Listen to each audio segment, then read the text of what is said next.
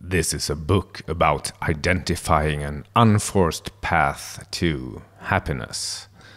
What I mean by that is becoming curious, energetic and strong, productive and independent, without sacrificing leading a meaningful life.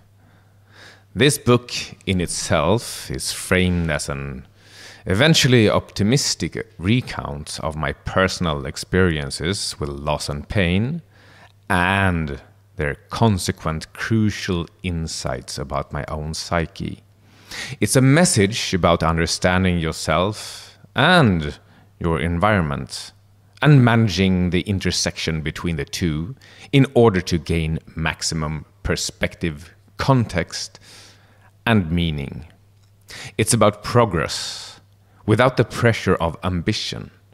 It's about tricking yourself into just one step at a time, effortlessly and constantly becoming. Living in the process, in harmony with the present, albeit not passively or indifferently as regards the future.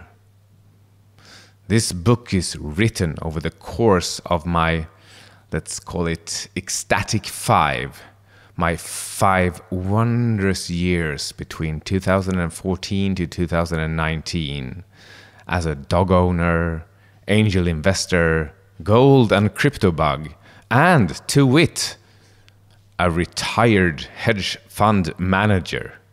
However, the book's finished 2 years later, in the second half of the year 2021, when I was back in the hedge fund manager seat. Why did I do that? By then, I had finally healed completely from the wounds, for educational purposes deeply needed, that I suffered right before the start of the COVID-19 pandemic. So, let's start this book on the saddest of notes. On Midsummer's Day of 2019, my dog Ronja, an 11-year-old German Shepherd Doberman mix, unexpectedly died. After that, nothing seemed to matter anymore. My days were spent alone. Since my girlfriend had left me a few weeks after Ronja's passing, I was constantly sad or feeling empty and alone. I was just a shell of a man, with the only distinct feelings being unfathomable pain and longing for the ghosts still roaming my apartment. Life felt utterly meaningless. It's my own fault, though, as I disconnected from the real world 5 years earlier. After a successful career as a hedge fund manager, I always thought it was the best decision of my life, and I truly have had an amazing half-decade. But I guess I finally had to pay the price for not committing to anything but my own freedom and myself. I finally learned that no man is an island. For a long time after Ronja's untimely death, I guess I was too scared and lazy to care for anything or anyone again. But in time, I healed. Thanks to reconnecting with my friends and family. On the other side of loss and soul-searching, I discovered a deeper appreciation for my time on Earth. The torture of being deserted triggered a journey into my subconscious. That psychological trip unearthed a traumatic combination of events that had festered unchecked in the forgotten recesses of my psyche for 39 years. In the summer of 1980, when I was 8 years old, I witnessed my big brother drown before my entire family. None of us, not my big sister, my little brother, or I, nor my parents, ever saw a therapist.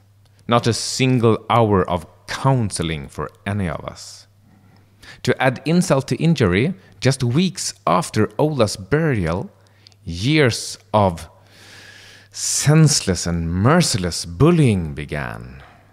As we moved to a posh neighborhood where my cheap and worn clothes, northern accent, and parents' toxic divorce were all easy targets for the rich kids with their big houses and expensive attire.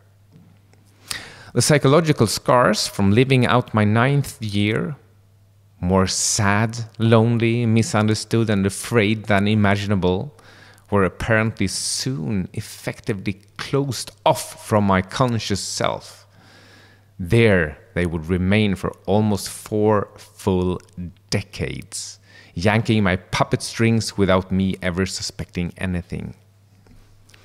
I should have known I was damaged and needed help, but I simply thought I was stronger and better than everybody else. I mean, I of course knew what had happened, but I just didn't feel sad about it. I took that as a testament to my superiority and others' consequential inferiority. Little did I know I was the weak and hurt one, with loads of baggage. Being an emotional cripple served me well as a hedge fund manager. However, it also resulted in one relationship after the other just fading away. Not that that really bothered me at the time. I simply thought, there's more fish in the sea, and it's always nice with a fresh start. I had no inkling of what was really going on behind the scenes in my damaged mind. I was too busy living what I thought was an extremely charmed life, every year better in all respects than the last. However oblivious I remained for 39 years, the emotional pummeling I took in 2019, Ronja's demise set off a series of events and an intense period of introspection which woke me up. It's as if I had been colorblind all my life.